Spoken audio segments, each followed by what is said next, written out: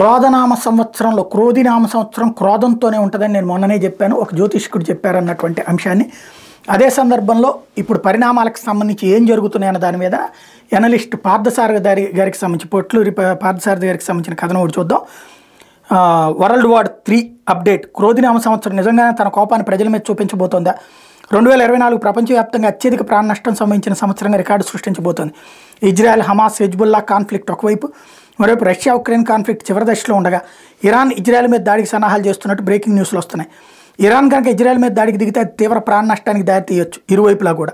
Ukraine తన సర్వశక్తులు కూడగట్టి Russia మీద విరుచుకుపడుతోంది.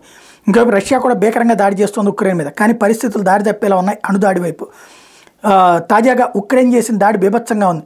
ఉక్రెయిన్ సరిహద్దు నుండి రష్యాలోని రోస్టోవ్ ప్రాంతంలో తెల్లవారుజామున భారీ శబ్దాలు వినిపించాయి. దాదాపు 60 ఉక్రెయిన్ డ్రోన్లు రష్యన్ ఎయిర్ బేస్ను లక్ష్యంగా చేసుకుని దాడులు చేసినాయి. మొరోజోన్స్క్ ఎయిర్ బేస్లో 32 సుఖోయ్ 34లు, 4 సుఖోయ్ 24 జెట్స్ పార్కింగ్లో ఉన్నాయి. కడపటి వార్తలు అందే సమయానికి 4 సుఖోయ్ 34లు, 2 సుఖోయ్ 24 నష్టపోయింది రష్యా ఎలాంటి యుద్ధం చేయకుండా. మరో 6 విమానాలు పాక్షికంగా దెబ్బతిన్నాయి. గత సంవత్సరం అంటే డిసెంబర్ 2023లో ఇదే ఎయిర్ బేస్ మీద ఉక్రెయిన్ డ్రోన్లు దాడి చేసి ఒక సుఖోయ్ 34 విమానాన్ని పూర్తిగా ధ్వంసం చేశాయి. కానీ రష్యా తన విమానాలను రక్షించే బంకర్లను నిర్మించలేదు. సుఖోయ్ 34 ఫైటర్ జెట్ నాటో కూటమి ఫుల్ బ్యాక్ పేరుతో పిలుస్తుంది. ప్రత్యేకంగా గ్రౌండ్ అటాక్ కోసం డిజైన్ చేసింది రష్యా. ఉక్రెయిన్ ప్రత్యేకంగా సుఖోయ్ 34లను టార్గెట్ చేస్తూ దాడులు చేస్తుంది. మొత్తం 3 పెద్ద ఎయిర్ బేస్ల మీద దాడులు జరిగాయి. Morozovsk near Rostov, Yeysk on అజోసేయా, Engels Saratov region. New generation డ్రోన్లు తయారు చేస్తున్నది ఉక్రెయిన్. వీటికి E300 ఎంటర్ప్రైజ్ అని పేరు పెట్టింది. ఆర్టిఫిషియల్ ఇంటెలిజెన్స్తో పనిచేసే ఈ డ్రోన్లు ఒకసారి టార్గెట్ని ఫిక్స్ చేసి ప్రయోగిస్తే 3000 కిలోమీటర్ల దూరం ప్రయాణించి టార్గెట్ని కొట్టగలవు. ఈ కొత్త తరం E300 ఎంటర్ప్రైజ్ డ్రోన్లు ఉక్రెయిన్ నుండి ప్రయోగిస్తే నేరుగా రష్యాలోకి 1000 కిలోమీటర్ల దూరం ప్రయాణించి టార్గెట్స్ను ధ్వంసం చేస్తున్నాయి. విశేషం ఏంటంటే ఈ డ్రోన్లు రిమోట్ సెన్సింగ్తో పనిచేయడం వల్ల ప్రత్యేకించి ఆపరేటర్స్ అవసరం లేదు.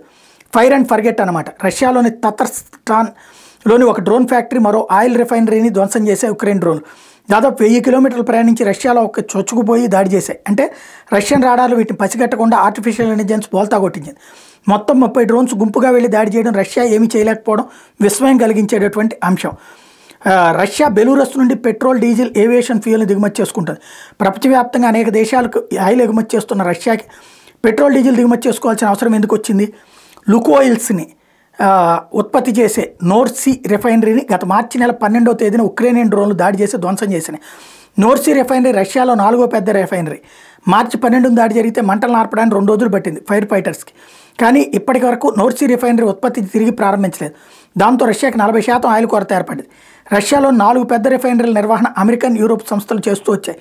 ఎప్పుడైతే రష్యా సెంట్రల్ మిలిటరీ ఆపరేషన్ ఫిబ్రవరి 23, 2022 పేరుతో ఉక్రెయిన్ మీద దాడికి దిగిందో వెంటనే అమెరికన్, యూరోపియన్ సంస్థలు ఎక్కడక్కడే వదిలేసి రష్యా నుంచి వెళ్ళిపోయాయి.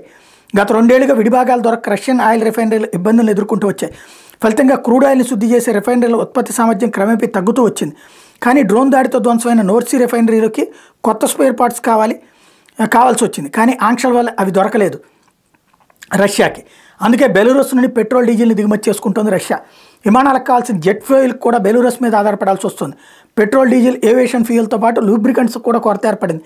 యుద్ధకాలంలో 40% కొరత ఏర్పడడం సాధారణ విషయం కాదు. ఇదే అదనంగా భావించి అమెరికా విదేశాంగ మంత్రి బ్లింకెన్ అగ్నికి ఆజ్యం పోసే ప్రకటన చేశాడు. ఉక్రెయిన్కి నాటో సభ్యత్వం ఇస్తున్నామంటూ. అంటే రష్యా ఇంధనం కొరతతో ఉన్నప్పుడు ఉక్రెయిన్కి నాటో సభ్యత్వం ఇచ్చి నాటో దళాలు ఉక్రెయిన్లోకి ప్రవేశించి రష్యాతో యుద్ధం చేస్తాయన్నమాట. జర్మనీ తన లెపార్డ్ 2 ట్యాంకుల్ని 200కు పైగా సరిహద్దుల దగ్గర మోహరించింది. పోలాండ్ 2వ ప్రపంచ యుద్ధానంతరం మొదటిసారిగా తన ఆయుధ బడ్జెట్ 200% పెంచి అమెరికా, జర్మనీ, ఫ్రాన్స్ల నుండి అత్యాధునిక ఆయుధాలు కొనడం కోసం ఆర్డర్ ఇచ్చింది. ఈ వారంలోనే నార్వే తన 32 F-16లను ఉక్రెయిన్కి పంపించబోతోంది. ఒక బ్యాచ్ ఉక్రెయిన్ పైలట్లకి ట్రైనింగ్ ఇవ్వడం పూర్తి చేసింది. సో ఉక్రెయిన్ F-16లను తన డిఫెన్స్ కోసం వాడబోతోంది. అమెరికా చట్టాల ప్రకారం ఆత్మరక్షణ కోసం F-16లను వాడాలి. కానీ F-16లు గేమ్ చేంజర్ అవుతుందా? నిపుణులు భిన్నమైన అభిప్రాయాలు వెలిబుచ్చుతున్నారు.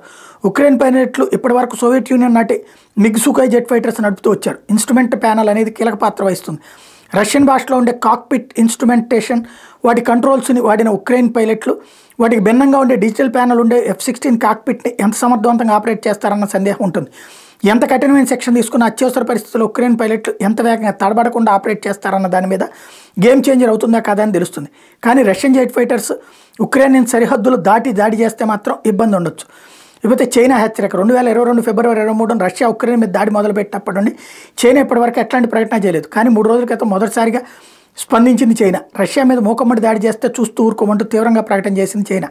కాబట్టి ఒకవేళ నాటో దేశాలు రష్యా మీద దాడికి దిగితే చైనా వెంటనే రంగంలోకి దిగుతుందని అర్థం చేసుకోవచ్చు. ఉత్తర కొరియా వారం క్రితం హైపర్సానిక్ మిస్సైల్ని ప్రయోగాత్మకంగా ప్రయోగించి సిస్టమ్ పనితీరుని రికార్డు చేసింది. రష్యా రహస్యంగా హైపర్సానిక్ టెక్నాలజీని సప్లై చేసింది సిఐఏకి తెలియకుండా. ఉత్తర కొరియాను తూర్పు ముక్క కింద వాడుకోబోతున్నాయి రష్యా చైనాలు. నాటో కూటమి సాహసం చేస్తుందా? ఖచ్చితంగా సాహసం చేస్తుంది. దానికి శ్రీకారం చుట్టింది ఇజ్రాయెల్.